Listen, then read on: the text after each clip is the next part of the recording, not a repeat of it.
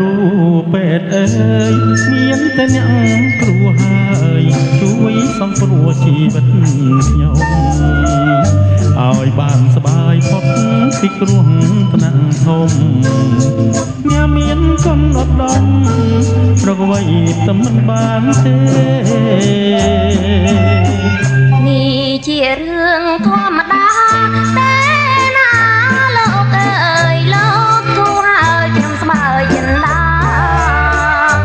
បានគុណថ្នាំទេណាលោកណាគុំកាន់ស្មានតាជាព្រោះខ្ញុំអីតែអ្នកនាង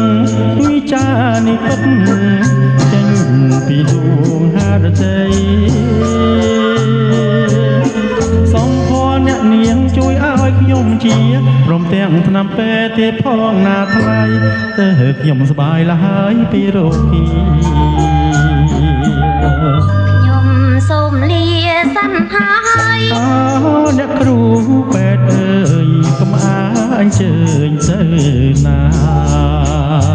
យ៉ាងមិនដែរបើគ្មានអ្នកនាងទេខ្ញុំនេះប្រកាសជាឈឺវិញទៀត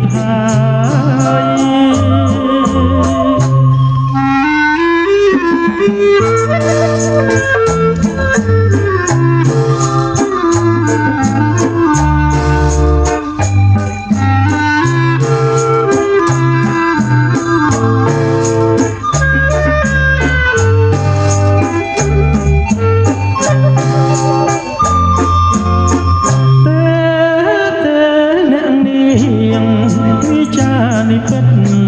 ចេញពីដួងហាងរតីសូមខអ្នកនាងជួយឲ្យខ្ញុំជាព្រមទាំងថ្នាំពេទ្យទៀតផងណាថ្លៃតែខ្ញុំសប្បាយឡើយហើយពីរោគីខ្ញុំសូមលាសិនហើយអូអ្នកគ្រូពេទ្យអើយកុំអញ្ជើញទៅណាមានអ្នកនាងទេខ្ញុំនេះប្រកាសជាឈឺវិញទៀតហើយ